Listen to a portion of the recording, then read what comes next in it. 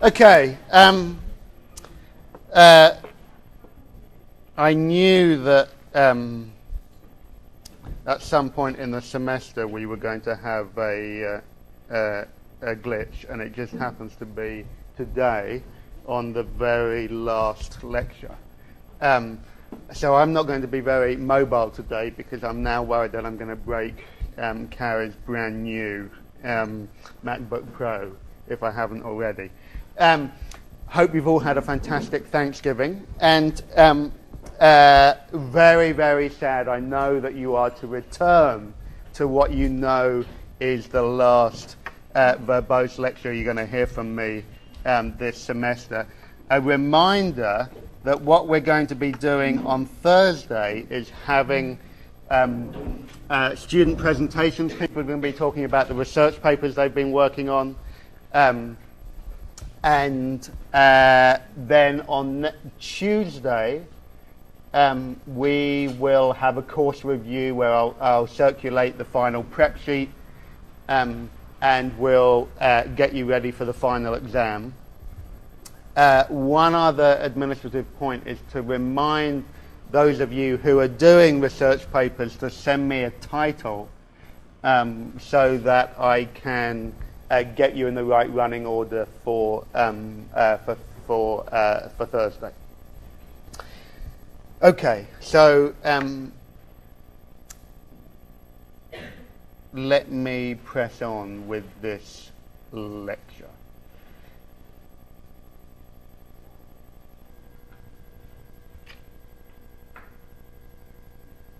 I made the point last Thursday. No, not last Thursday because we were eating turkey. Last Tuesday, I was making the point that the 1970s were one of these moments of transnational, if not global, crisis, and that it led to a really significant type of political shift that began to be evident in the 1970s, but whose full scale was not apparent until the 1980s and the 1990s. And so in the grand scheme of this class, what we're doing is trying to figure out what it is that the crisis of the 70s led to. Okay, so we have had an account of the emergence of liberalism in the 19th century coming out of the critique of the ancient regime, the 18th century ancient regime characterized by the aristocracy and the Anglican Church and the monarchy. We saw the way in which the way in which liberalism reigned supreme pretty much through the second half of the 19th century, began to be called into question at that century's end, and was finally eroded by something that we've called social democracy in the 1940s. And here we are again trying to figure out what came after social democracy. Now, I titled the lecture A Return of Liberalism, but that really comes with my now habitual question mark, because in certain ways, the forms of politics that come to predominate in the 1980s and the 1990s, the forms of economic management that predominate, have certain family resemblances to the liberalism of the 19th century, and yet I'm going to try and suggest to you took decisively different types of forms and can be better characterized by this term, which is used a little promiscuously often, but the term neoliberalism, I think, is as good a term as we have.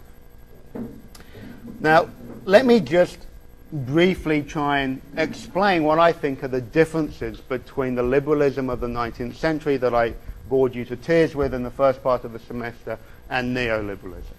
As I said, liberalism came out of this critique of the ancient regime in the 18th century, and was an attack upon what it thought of as the aristocratic monopolies of power in the political process and of the economy through mercantilist monopolies like the East India Company and so forth. Now, primarily what the liberalism of the 19th century was concerned with, Katie's still trying desperately to get in there with her best sneeze of the semester, but it's oh so far. Primarily what the 19th century liberals were concerned were the equality of individuals. The overriding concern of 19th century liberalism was the reification of the individual as the basis of political and economic and social life.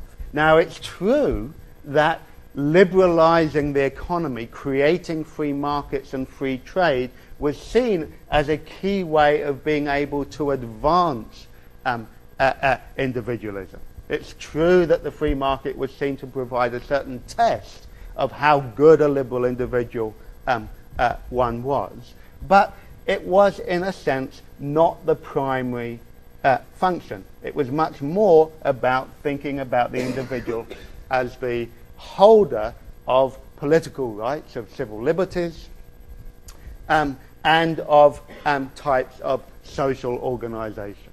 Okay? So what I'm trying to suggest to you is that 19th century liberalism certainly pioneered a belief in free markets and freedom of trade, but it was part of a broader set of concerns about how do you best maximize individual liberty. Okay? Now, arguably the chief characteristic of so-called neoliberalism is to emphasize the free market as the overriding principle of all forms of social and political and economic life. The free market itself becomes the overriding concern. And one of the things that we're going to see today is how it is that all areas of social and political life become subject to new forms of market pressure. How it is that that leads to the wholesale privatization of public goods and services. And that program of privatization, of economic liberalization as it's often described, is seen as enhancing civil society because it's seen to maximize individual liberty by freeing the individual from the oppressive burdens of the old corporatist welfare state. Okay? But the point is that those political benefits are a consequence of economic liberalization and the marketization of life.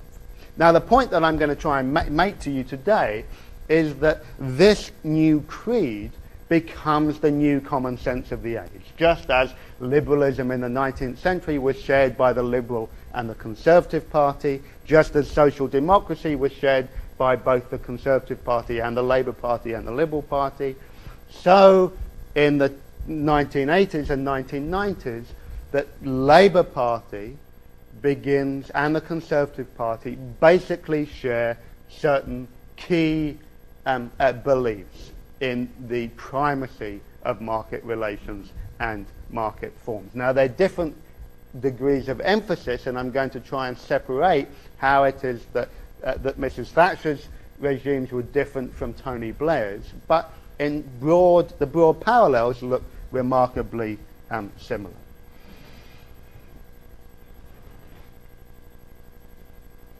Now, I'm not going to have time to talk about this today because there's a lot to get in, but the other key similarity here is the belief that this neoliberal form of government and of economic management was universally true. Remember how 19th century liberals thought that they had the keys to the universe and that their principles were true in every country across the world. Okay? They were just waiting to get to that stage of civilization where they'd be able to realize it. So neoliberalism basically believes that the free market and a certain form of democracy is the way in which all societies should be organized. It is, if you like, a one-size-fits-all in terms of how it is that you imagine the world.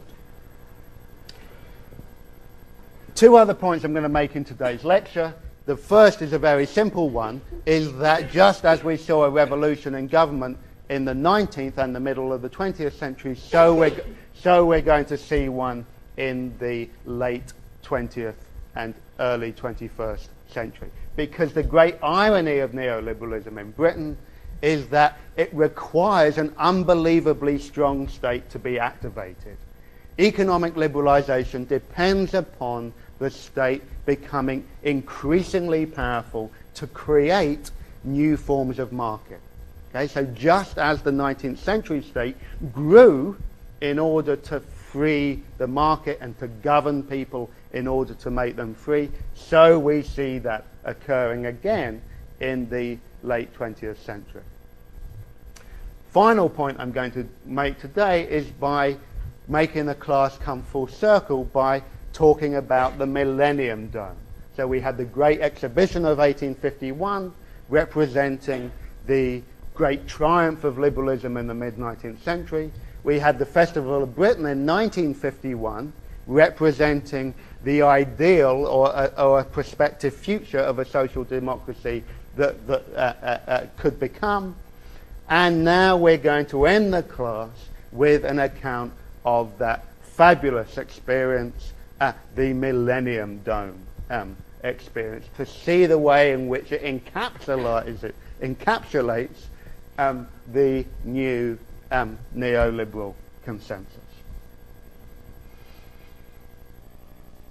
So let me start by talking about the new forms of politics that emerged in the 1970s and 80s. And I'm going to start by talking about the rise of the new right around Margaret Thatcher, and then I'm going to talk about the rise of the rebranding and the rise of the Labour Party as the new Labour Party by Tony Blair. So, as we know, because I talked about this last week, Mrs. Thatcher basically comes to be the leader of the Conservative Party in the mid-1970s. She brings with her a new set of ideas that came out of the traditions of thought being developed in Britain by Enoch Powell and by Keith Joseph. And she sought to transform the Conservative Party just as much as she wanted to transform Britain as a country. So here we have, very interestingly, a new type of conservatism. Conservatism had traditionally been about conserving things, making sure that things didn't change too much, protecting the established status quo and at the interests of the wealthy, whether they be in the old days the landed aristocracy or in the 20th century the great scions of capitalism. Instead, what Thatcher does is make the Conservative Party a vehicle for radical, transformative change. And even more remarkably, she is incredibly successful at doing this. She becomes the first leader to win 3 consecutive elections in 1979, in 1983, and in 1987. And still, even though she resigned as leader, the Conservatives won a 4th general election in 1992 under the slightly hapless figure of John Major, her successor. So electorally, it was an utterly dominant performance, even though one has to acknowledge that at the peak level of her support, which was in 1979, Mrs. Thatcher's Conservative Party only ever gained 43% of the vote.